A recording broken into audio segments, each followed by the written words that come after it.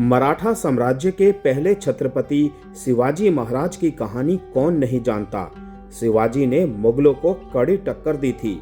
उनके निधन के बाद अपनों के साथ साथ दुश्मनों ने भी उनके जाने का शोक मनाया था। जब सोचा जा रहा था कि शिवाजी के मराठों का कोई नहीं रहा, तब उनके बेटे संभाजी महाराज ने मराठा साम्राज्य की कमान संभाली और मुगल शासक औरंगजेब को नाको चने चबवा दिए। उन्हीं वीर छत्रपति संभाजी महाराज की कहानी को अब विक्की कौशल, डायरेक्टर लक्ष्मण उतेकर और प्रोड्यूसर दिनेश विजान संग मिलकर लाए हैं। फिल्म की शुरुआत एक घमासान युद्ध से होती है। यहीं आपको पहली बार छत्रपति संभाजी महाराज बने विक्की कौशल दिखने को मिलते हैं। उनकी आंखों में अलग सी चमक है। चौड़ी छाती और बुलंद आवाज के साथ आप उन्हें युद्ध करते देखते हैं। इसके बाद आपको विक्की की सॉफ्ट साइड भी देखने को मिलती है। संभाजी एक जांबाज योद्धा होने के साथ साथ एक इमोशनल इंसान भी हैं, जो माँ और पिता को खो देने के दर्द से जूझ रहे हैं। वो अपने सपनों में माँ को खोजते हैं, लेकिन माँ के बजाय उन्हें अपने पिता शिवाजी की ही आवाज सुनाई देती है। पिता अपने शंभू को रास्ता तो दिखाते हैं, लेकिन माँ का प्यार नहीं दे पाते हैं। विक्की कौशल ने संभाजी महाराज के रोल को काफी बढ़िया तरीके से निभाया है। पर्दे पर आप उनकी मेहनत को देख सकते हैं। एक इंटरव्यू में उन्होंने कहा था कि डायरेक्टर लक्ष्मण उतेकर ने उन्हें शेर जैसा लगने को कहा था, और इसमें विक्की बिल्कुल सफल रहे हैं। फिल्म में एक सीक्वेंस के दौरान आप उन्हें एकदम अपने किरदार में खोया पाएंगे। यहाँ युद्ध के बीच संभा मुगलों की सेना से लड़ाई कर रहे हैं। उनके साथी एक एक करके ढेर हो रहे हैं, लेकिन संभाजी की हिम्मत अलग ही है। 1000 सैनिक एक संभा को रोक पाने में नाकाम हो रहे हैं। बेड़ियों में जकड़े जाने के बाद भी उनके करीब जाने में लोगों के पसीने छूट रहे हैं। यही सीन आपको बताता है कि विक्की कौशल कितने बढ़िया कलाकार हैं। स्क्रीन पर उनका ये रूप देखते हुए आपके दिल की धड़कनें बढ़ जाती हैं। विलेन औरंगजेब के रूप में अक्षय खन्ना को पहचान पाना काफी मुश्किल है। डीए मेकअप लैब के कमाल के प्रोस्थेटिक में अक्षय बेहतरीन लग रहे हैं। लुक के साथ साथ उनका काम भी काफी बढ़िया है। बूढ़े औरंगजेब के सामने जब छावा संभाजी खड़ा है, तो आप उसके मन की जलन को देख सकते हैं। वो चाहता है कि उसके पास भी कोई ऐसा योद्धा हो जो दूसरों को इतनी कड़ी टक्कर दे सके।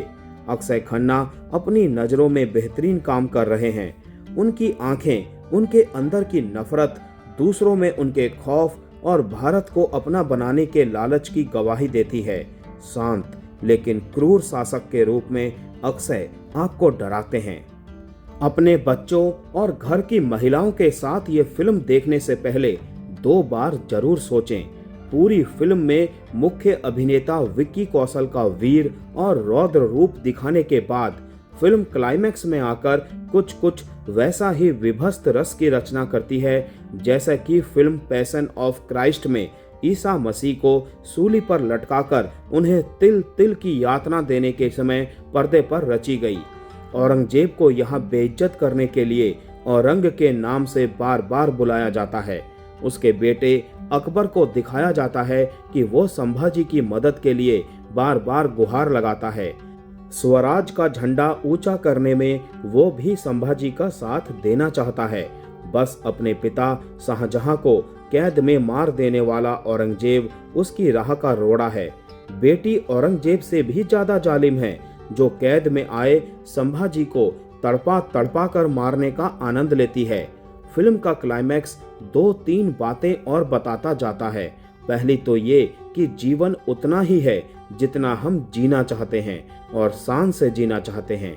किसी के सामने घुटनों के बल गिड़गिड़ाने से अच्छी तो मौत है। तभी तो औरंगजेब की बेटी कहती है वो अपनी मौत का जश्न मनाकर चला गया और छोड़ गया हमें अपनी जिंदगी का मातम मनाने को। दूसरी ये कि संभाजी की पत्नी के दोनों भाई गद्दार निकले, और सिर्फ ये दोनों भाई ही नहीं, मराठा साम्राज्य के तमाम सूबेदारों ने भी संभाजी के साथ गद्दारी की।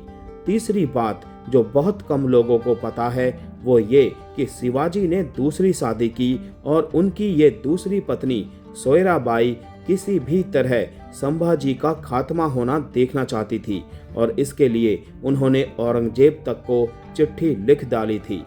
रश्मिका मंदाना ने एक मराठा महारानी येसुबाई का किरदार फिल्म छावा में निभाया। हिंसक पुरुषों की वो अब परमानेंट संगिनी बनती जा रही है। पुष्पा, एनिमल, पुष्पा 2 और अब छावा, यहाँ उनके जिम्मे काम है युद्ध से लौटे राजा की आरती उतारने का। वो युद्ध पर जा रहा हो तो कुछ तुकबंदी करने का, उसे काला टीका लगाने का और डबडबाई आंखों से दर्शकों में करुण रस पैदा करने का। हाँ, एक दृश्य उन्हें औरंगजेब की सेना को रसद की आपूर्ति में बाधा डालने के लिए आदेश देने का भी मिला, लेकिन बस इतना ही। दिव्या दत्ता का किरदार फिल्म में उनसे ज्यादा जानदार है। शिवाजी की दूसरी पत्नी सोयराबाई बनी दिव्या अपने बेटे को महाराज बनाने के लिए बेताब है। संभाजी आखिरी युद्ध में जाते जाते उनके पैर छूकर आशीर्वाद लेते हैं और डबडबाई आंखों से उनकी हर इच्छा पूरी होने की कामना करते हुए जाते हैं। यहीं से क्लाइमैक्स की बुनावट शुरू हो जाती है। वैसे ही जैसे औरंगजेब आधी फिल्म तक क्रोशिये में ऊन फंसाए कुछ तो बुनता रहता है और फिर या तो ऊन खत्म हो जाता है या उसकी क्रोशिया बुनने वाली सिलाइयां आर्ट डिपार्टमेंट कहीं खो देता है। फिल्म की सबसे कमजोर कड़ी AR रहमान का म्यूजिक है। ऐसा लगता है जैसे किसी युवक ने स्टॉक म्यूजिक लेकर पूरी फिल्म का बैकग्राउंड स्कोर बना डाला है। AR रहमान का जादू उतरने लगा है। गाना भी वो ढंग का अरसे से नहीं बना पाए हैं। फिल्म छावा को देखने की इकलौती वजह है इसमें विकी कौशल की शानदार कलाकारी। अक्षय खन्ना का काम इसमें बोनस है। बाकी फिल्म की सिनेमेटोग्राफी कमजोर है। प्रोडक्शन डिजाइन का काम इतना लचर है कि सेट के पटरे साफ नजर आते हैं। एक्शन कोरियोग्राफी क्लाइमैक्स में आकर थोड़ा फिल्म 300 को कॉपी करने की वजह से सुधरी है, नहीं तो उससे पहले रामानंद सागर की रामायण और BR चोपड़ा की महाभारत जैसी ही लगती रही। फिल्म संभल के देखिएगा, क्लाइमैक्स लंबा है और इस दौरान दिल घबराए तो बाहर आकर हवा खाना मत भूलिएगा।